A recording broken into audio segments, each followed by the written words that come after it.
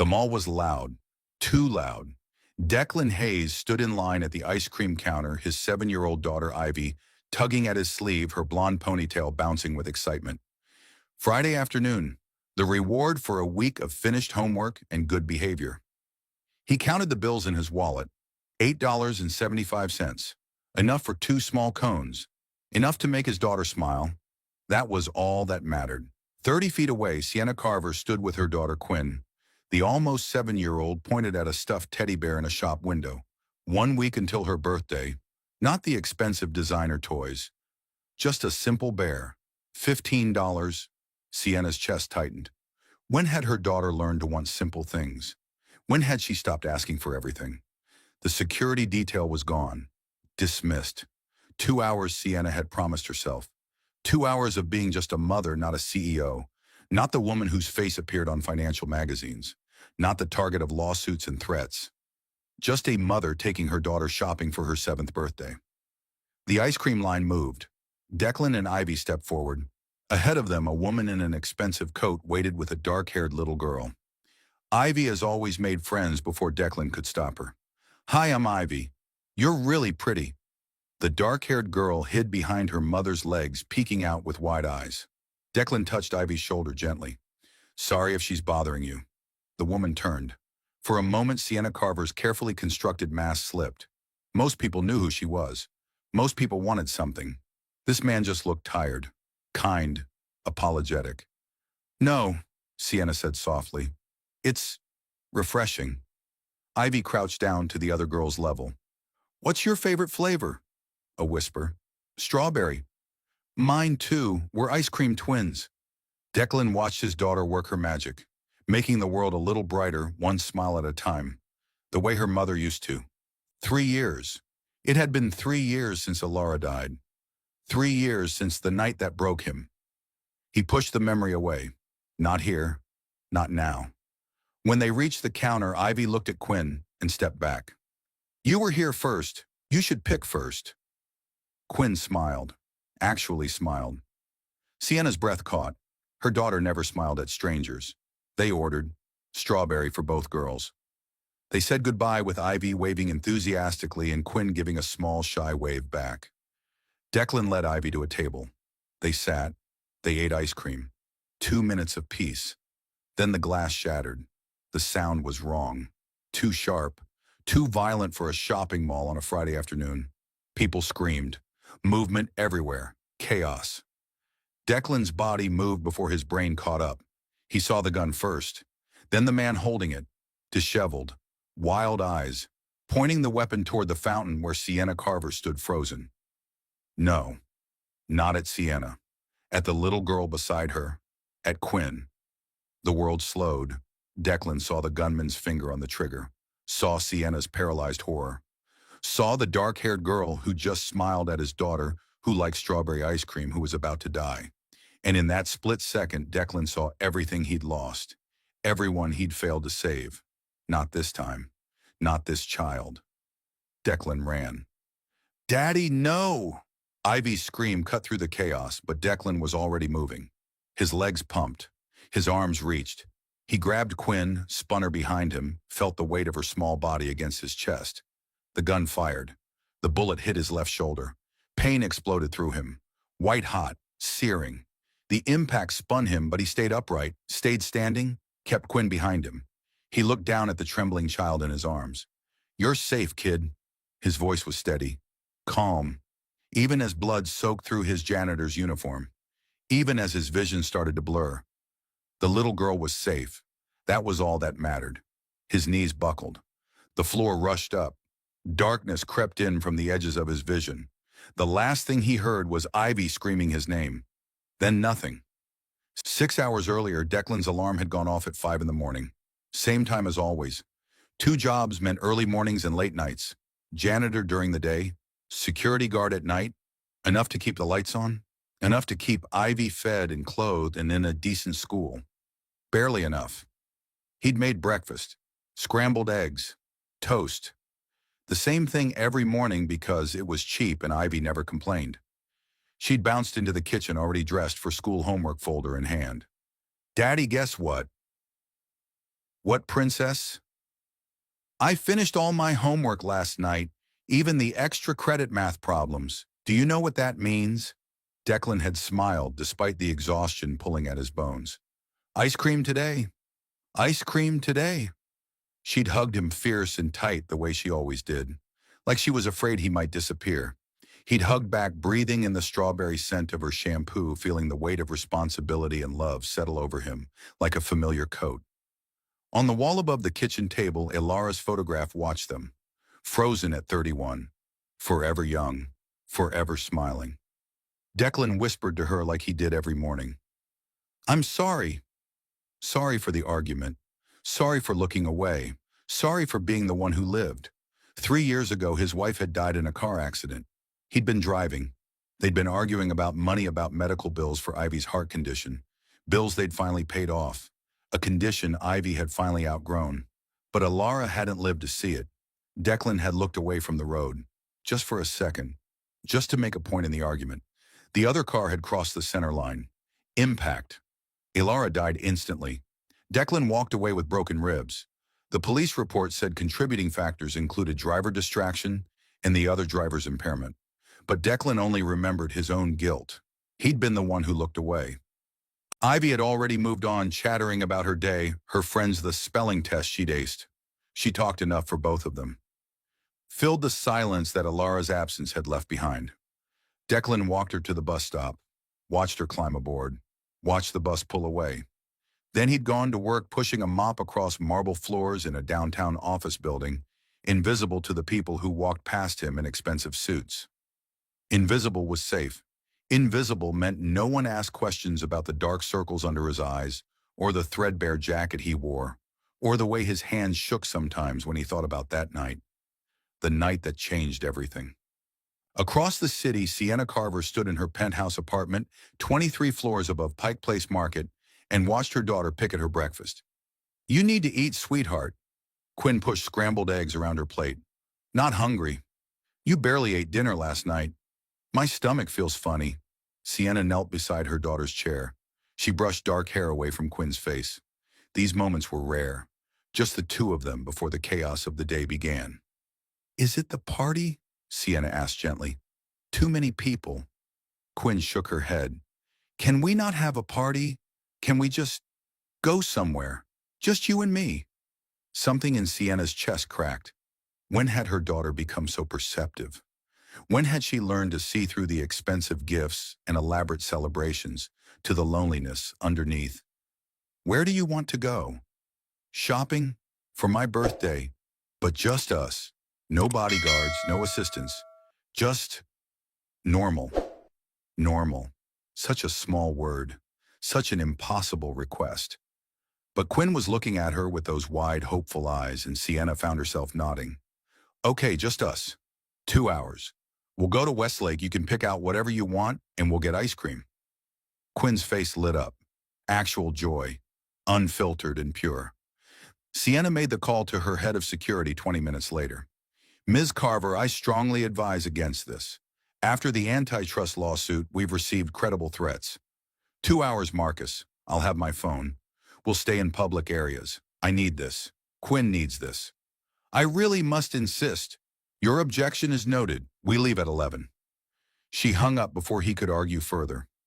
Later she would think about that call, about the choice she made, about how one decision, one moment of wanting something normal set everything in motion.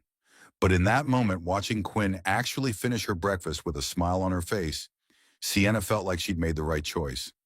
The hospital was too bright, too white, too loud with machines beeping and nurses rushing and voices over intercoms calling codes. Ivy sat in a plastic chair, her ice cream-stained shirt, a grotesque contrast to the blood on her hands. Declan's blood. She hadn't cried since the ambulance, hadn't made a sound, just sat there small and still staring at the operating room doors.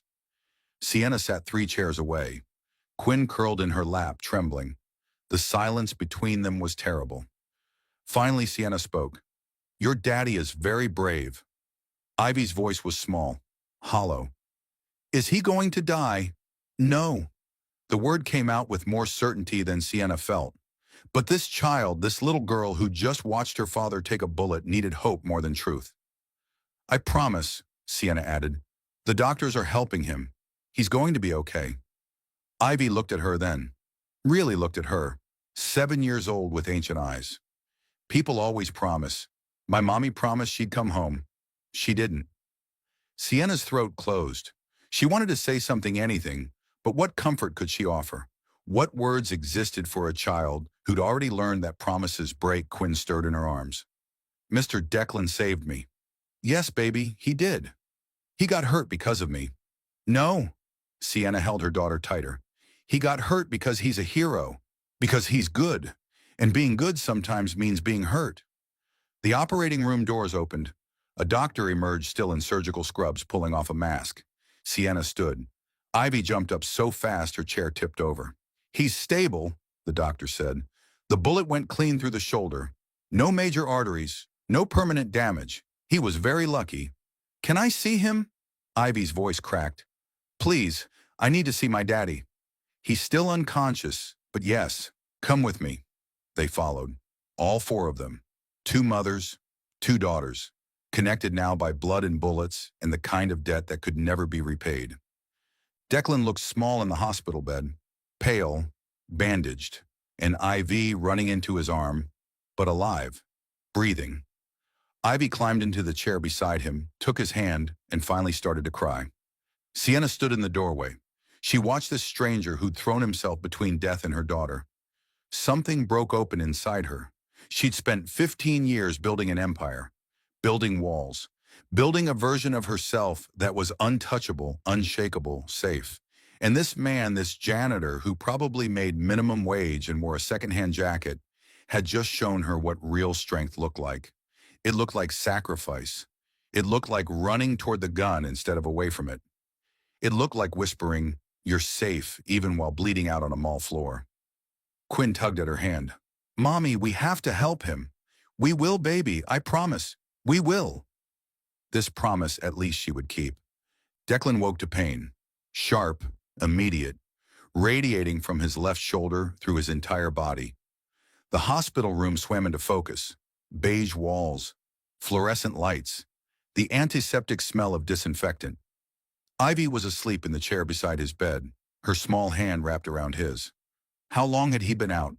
The clock said 6:47 in the morning. Early light filtered through the blinds.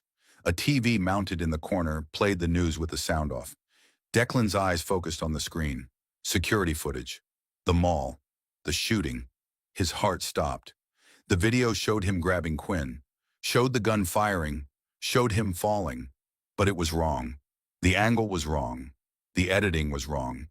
It looked like he'd used Quinn as a shield, like he'd pulled her in front of him to protect himself. The caption scrolled across the bottom, "Mall shooting hero or coward, video raises questions about man's actions." No, his phone was on the bedside table. He grabbed it with his good hand. Notifications covered the screen. Hundreds of them. Text messages, emails, voicemails. He opened the first one. From Pacific Janitorial Services. Dear Mr. Hayes, your employment is terminated effective immediately. We cannot be associated with individuals involved in such incidents. Your final paycheck will be mailed. The second message was from Secure Night Guard Company. Mr. Hayes, we're letting you go. The video that surfaced raises serious concerns about your judgment. Please return your uniform and badge by end of business Monday. The third was from his bank. Your account is overdrawn. Please deposit funds immediately. His hands shook. The phone slipped, clattered on the floor. Ivy woke up. Daddy! She looked at him with such relief, such pure joy that he wanted to cry. Hey, princess! You're awake. You're okay. I'm okay. The lie tasted bitter. The door opened. A nurse entered, saw he was conscious, smiled professionally. Mr. Hayes, how are you feeling? Like I got shot. That's normal. Pain medication is wearing off. I'll get you more. But first, there's something you should know. The video that's circulating online, I saw it. It's not real. It's been edited. Ms. Carver has made a statement, but it's too late, isn't it? The nurse's silence was answer enough.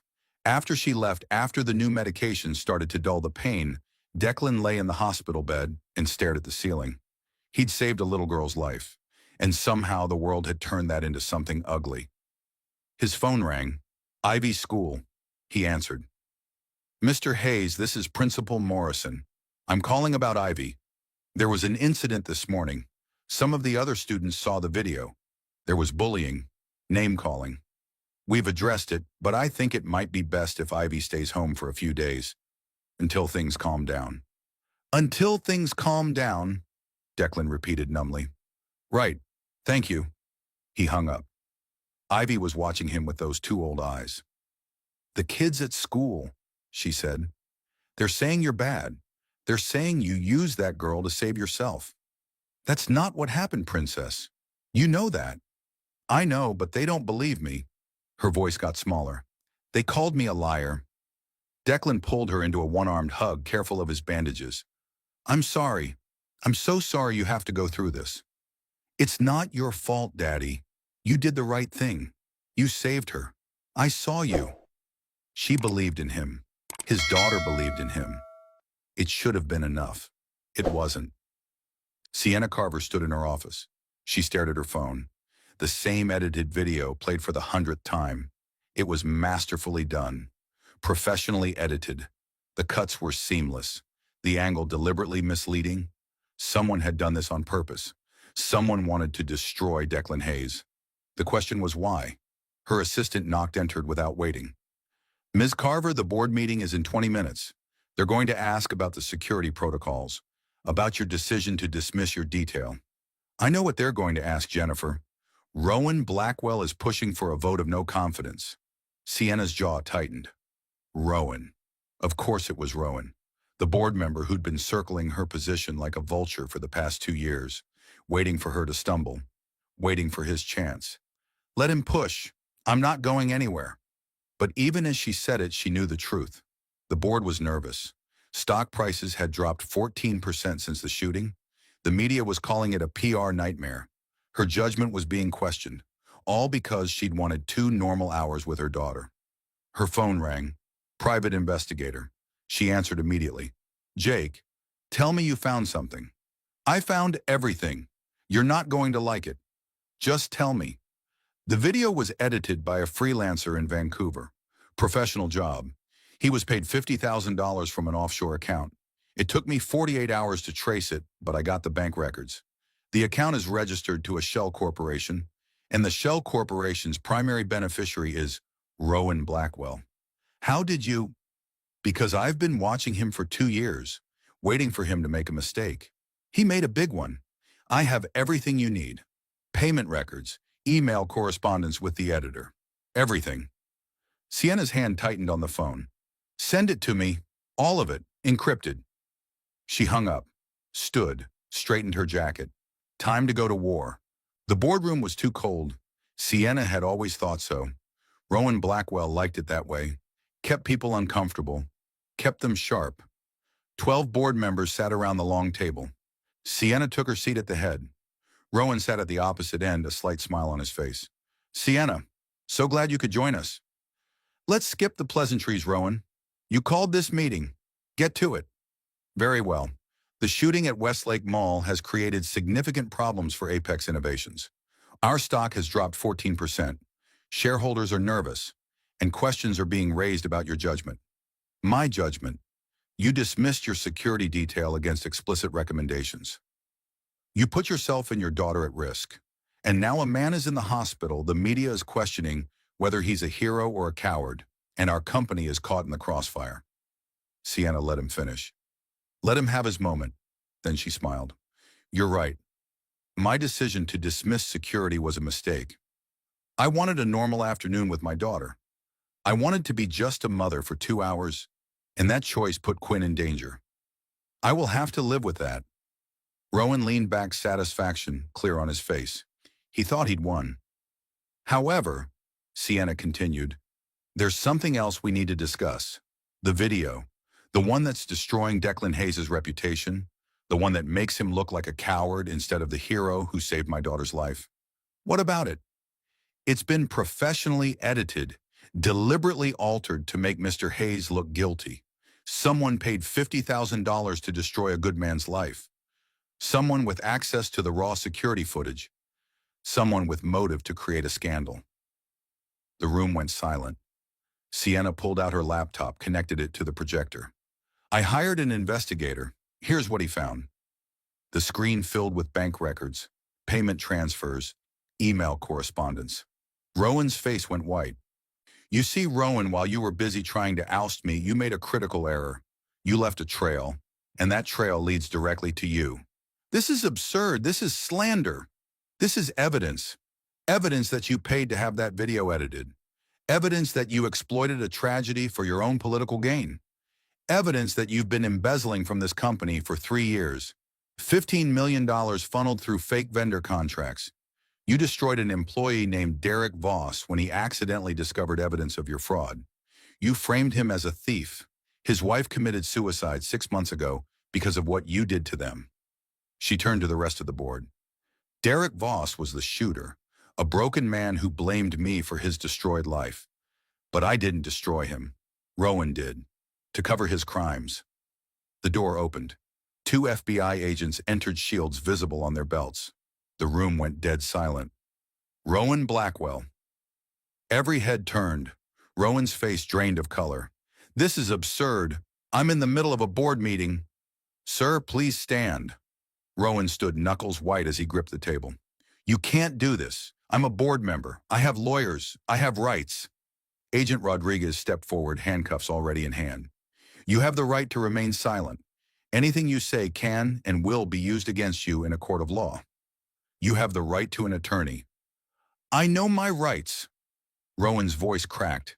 He looked around the table desperate. Richard, Sarah, someone tell them this is a mistake. No one moved. No one met his eyes. The handcuffs clicked. As they led him toward the door, Rowan looked back at Sienna, his face twisted with rage and desperation. This isn't over. Sienna met his gaze steady and cold. Yes, Rowan, it is. The door closed behind the agents. Richard Chen, board chairman, cleared his throat. Sienna, on behalf of the board, we owe you an apology. We doubted you. We almost let that man destroy everything you've built. Apology accepted. Now let's move forward. There's one more matter. Richard slid a folder across the table. Mr. Hayes' medical bills. $87,000 for saving your daughter's life. The board voted unanimously this morning. Apex Innovations will cover it. All of it. It's the least we can do.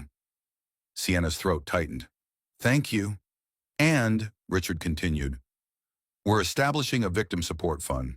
Derek Voss will receive psychiatric therapy, job placement, assistance, and financial support. What Rowan did to him, to his family, we want to make it right. The man needs help, not punishment. Sienna nodded. What's his status? He's in a psychiatric facility, getting help.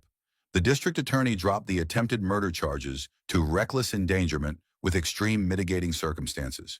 He'll serve probation, complete therapy, not prison time. The DA agreed Derek was a victim too, of Rowan's greed and manipulation. For the first time since the shooting, Sienna felt like she could breathe. Declan was discharged from the hospital 3 days after the shooting. The social worker handed him paperwork. Your bill has been settled, she said with a smile. Apex Innovations paid it in full. You don't owe anything. Declan stared at her. What?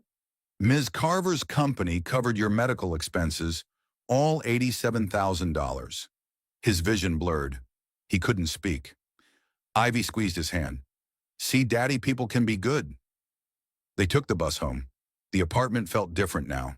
Not smaller, not darker, just temporary. Ivy went straight to her room, came back with a piece of paper. I made this for you, at school, before everything. It was a drawing, crayon, simple, a stick figure with angel wings standing next to a smaller stick figure. My hero daddy written across the top in careful crooked letters. Declan's throat closed. The other kids laughed at it, Ivy said. They said you're not a hero. They said you're a bad man. But I don't care what they say. I know the truth. She climbed into his lap, careful of his injured shoulder. Daddy, you know what you taught me? What's that, princess? You taught me that broken things can still be beautiful. Remember when we fixed my dollhouse, it fell and broke into pieces, and we glued it back together. You said the cracks made it special, made it ours, like it had a story now. Tears streamed down Declan's face. We're like the dollhouse right now. Ivy continued, her voice steady and sure. We're broken. We have cracks, but we're still us, and we're still beautiful, and we'll be okay. Together. He held his daughter and let himself cry. For the first time since Alara died, he let the tears come. 7 years old, and wiser than he'd ever been. The knock on the door came that evening. Declan almost didn't answer, but Ivy was already at the door, peering through the peephole. Daddy, it's her. It's the lady from the mall, and her daughter. Declan opened the door. Sienna Carver stood in the hallway of his building, looking impossibly out of place in her designer clothes. Quinn peeked out from behind her. Mr. Hayes, Sienna started. I'm sorry to come unannounced, but... Quinn broke away from her mother. She ran to Declan, threw her arms around his waist. You're okay. You're really okay. It was the first time she'd hugged him. Declan knelt, wincing at the pain in his shoulder, and hugged her back. I'm okay, kiddo. I promised, remember. Quinn was crying. I was so scared. I thought the bad man hurt you forever. Despite everything, Declan smiled. I'm tougher than I look. Sienna's eyes were wet. She looked at her daughter, clinging to this stranger who'd saved her life. Something in her expression was raw, vulnerable. Can we come in? She asked. Declan stepped back. Let them in. The apartment was small, worn, nothing like the world Sienna came from, but she didn't seem to notice. She sat on his couch like it was fine. Ivy and Quinn disappeared into Ivy's room, immediately chattering like old friends. Silence settled between the adults. Finally, Sienna spoke. I came to say thank you, properly, not in a hospital, not with chaos everywhere. Just thank you. You saved Quinn's life. Anyone would have done the same. No, they wouldn't have. Most people freeze. Most people run. You ran toward the gun. Why? Declan was silent for a long moment. Then, 3 years ago, my wife died in a car accident. I was driving. We were arguing about money, about medical bills. I was distracted for 1 second. She died instantly. I walked away with broken ribs. He stopped, swallowed hard. I've spent every day since wishing I could go back, wishing I could save her. So when I saw that gun pointed at Quinn, I didn't think. I just saw a chance. Finally, after 3 years, a chance to save someone. Sienna's hand found his. It wasn't your fault. The accident. I know that. In my head, I know that. But guilt doesn't live in your head. It lives in your chest. And it's been sitting there getting heavier. And now it's a little lighter because Quinn is alive, because I did something right. Even if the whole world thought I did something wrong, the world knows the truth now. I made sure of it. The man who edited that video, who paid for it, he's in FBI custody. It's over. Declan looked at her, really looked at her, saw the exhaustion around her eyes, the way she held herself like she was bracing for impact. Why did he want to destroy you? Because I wouldn't let him steal. Because I'm a woman in a position he thinks belongs to him. Because I built something he could never build. She smiled bitter. He destroyed Derek Voss to hide his crimes. Derek's wife killed herself. Derek blamed me, tried to hurt Quinn to hurt me, but it was Rowan all along. I'm sorry for all of it. Don't be. He lost. Justice won. That's how it should work. From Ivy's room, laughter, the sound of 2 little girls playing. Quinn hasn't laughed like that since the shooting, Sienna said. The therapist said she has PTSD, nightmares, panic attacks. She won't sleep without the lights on. Ivy's been withdrawn too. The bullying hurt her. Children shouldn't have to suffer for adult cruelty. Another silence. More comfortable this time. Sienna pulled out her phone. I want to show you something. She played a video. Sienna speaking to camera, Quinn beside her. Both of them explaining the truth. Both of them defending Declan. This went viral, Sienna said. 12 million views, the narrative changed. You're a hero again. The companies that fired you are calling back. The damage is already done. Maybe. But I want to fix what I can. She put the phone away. My head of security failed me. He should have insisted on proper protection. I need someone new, and I want it to be you." Declan stared. "What? Head of security for Apex Innovations. 150,000 a year. Full benefits. Housing allowance. College fund for Ivy. I'm a janitor. I'm not qualified. You're the most qualified person I know. You saw danger and ran toward it. You protected my daughter with your own body. That's not something you can teach. That's character." She leaned forward. "I need someone I can trust, and I trust you. This is charity. This is payment for a debt I can never repay." Declan shook his head. "I can't accept handouts." Ivy appeared in the doorway, Quinn beside her. "Daddy," Ivy said seriously, "Miss Sienna is offering you a job. A good job. A job that means I can have my own room and you don't have to work at night and we can buy groceries without counting pennies." "Princess, it's complicated." "No, it's not. You always tell me that when someone offers help, you should say thank you. You should accept kindness. You should let people be good to you." "Out of the mouths of children." "She's right," Quinn added. "And I feel safe when you're around Mr. Declan. I don't feel safe with other guards. But you promised I was safe. And you kept your promise." Declan looked at these two little girls, then at Sienna, saw the hope in her eyes, the genuine offer. "I need time to think about it." "Of course. Take all the time you need." Sienna stood. "But before I go, Quinn has something to ask you." Quinn stepped forward, suddenly shy again. "Will you come to my birthday party next week? It's small, just people I care about. And I care about you. You and Ivy." How could he say no to that? We'd be honored. Quinn's smile could have lit the entire city. After they left, after the apartment was quiet again, Ivy climbed into Declan's lap. "Daddy, she's the one, isn't she?" "The one what?" "The one who's going to help us not be broken anymore." Declan kissed the top of his daughter's head. Maybe she was right. The party was overwhelming. Declan stood in Sienna's mansion.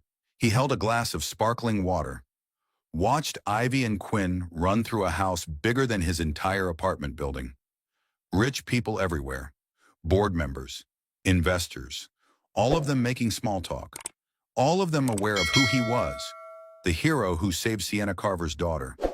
They treated him with careful respect, kept their distance, didn't quite know what to make of the janitor in the borrowed suit.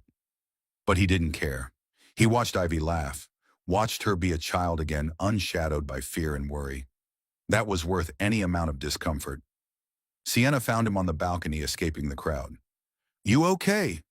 "Just needed air." "It's a lot, I know. These people are exhausting." "They're your people. They're business associates. There's a difference." She stood beside him, looking out over the city. Seattle sprawled below them, lights twinkling in the dusk.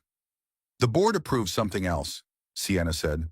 "A scholarship fund, in your name, for children of single parents. They want to announce it tonight."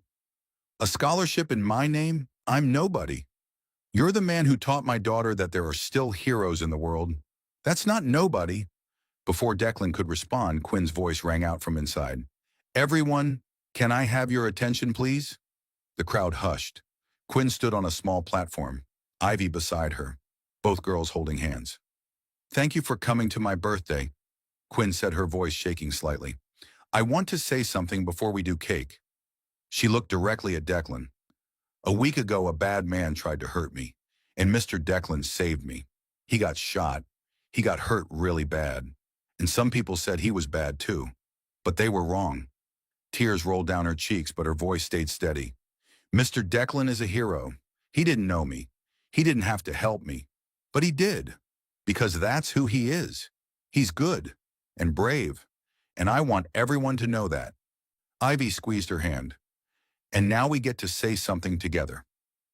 Both girls looked at Declan, in unison. "Thank you for keeping us safe." The room erupted in applause. Declan's vision blurred. He couldn't speak, couldn't move. Sienna's hand found his. "Come on," she said gently. "They want to meet their hero." He let her lead him inside. Let the crowd surround him. Let them shake his hand and thank him. But all he could see were two little girls beaming at him, All he could feel was the weight of guilt finally starting to lift. That night, Declan sat alone in his apartment. He stared at Alara's photograph on the wall. For 3 years, he'd whispered, "I'm sorry," to that picture every morning, carried the weight of her death like penance.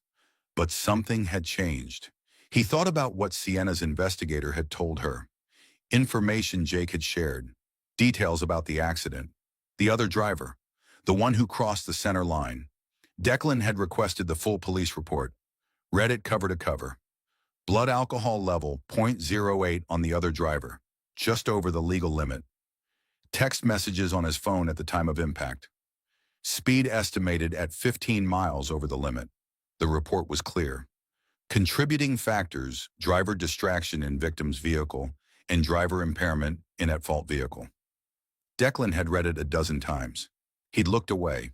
Yes, but the other driver was drunk. Texting, speeding, crossed the center line. It wasn't just Declan's fault. It had never been just his fault. The guilt didn't disappear. Grief like that doesn't vanish. But it shifted, became something he could carry instead of something that crushed him. He picked up Alara's photograph. "I'm sorry I couldn't save you," he whispered, "but I'm going to let myself live now. I'm going to let myself be happy. I hope that's okay. I hope you'd want that for me." The photograph, of course, didn't answer. But for the first time in 3 years, Declan felt like maybe she would have wanted him to be happy. He set the picture down gently. Tomorrow he would accept Sienna's job offer. Tomorrow he would start building a new life. Tonight he would sleep without the weight of unbearable guilt pressing down on his chest. It was a start. 3 months later, Declan started his new job. The apartment Apex provided was in a good neighborhood. 2 bedrooms, heat that actually worked, windows that didn't leak. Ivy had her own room for the first time in her life. On his first day as head of security, Sienna met him in the lobby. "Ready?" Terrified. "Good, fear keeps you sharp." She smiled. "Come on, I'll introduce you to the team." It was strange walking through those halls as someone important, someone who belonged. Strange but good. They had dinner together that week, all 4 of them. Pizza and movies at Sienna's place. The girls fell asleep on the couch, tangled together like sisters. Declan and Sienna sat on the balcony afterward. "Can I ask you something?" Sienna said. "Anything. Do you still feel guilty about your wife?" Declan thought about that. Every day, but less. Less than before. Why less? Because I'm starting to understand something. Saving Quinn didn't erase what happened to Alara, but it reminded me that I'm still here, still capable of doing good, still capable of being more than my worst moment. And maybe that's enough. Sienna took his hand. It's more than enough. They sat in comfortable silence, watching the city lights. Something was growing between them, something neither of them was quite ready to name. But it was there, fragile, tentative, real. 10 months later, they were a family, not married yet. They were taking things slow, careful with the girls, building something solid. But the ring Declan had bought last month sat in his drawer waiting for the right moment. Soon, for now they had Sunday mornings and shared dinners and 2 little girls who called each other sisters. That was enough. One Sunday they went to Westlake Mall, back to the ice cream shop where it all began. Ivy and Quinn ran ahead, already arguing about flavors. "Strawberry. No chocolate this time."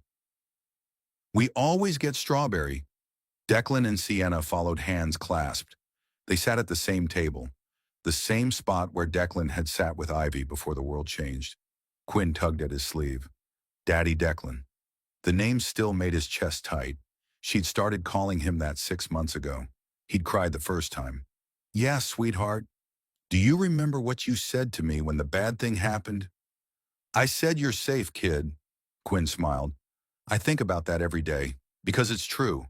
I am safe. With you, with Mommy, with Ivy. We're all safe now, because we're a family." Ivy leaned against Quinn's shoulder. "The best family." Sienna's eyes met Declan's across the table. "Yeah," Declan said softly. "We are."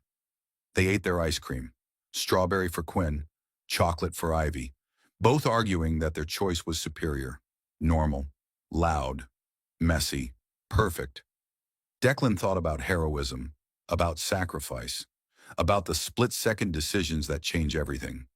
He'd run toward the gun because he couldn't save Alara, because guilt had driven him, because in that moment saving Quinn felt like redemption.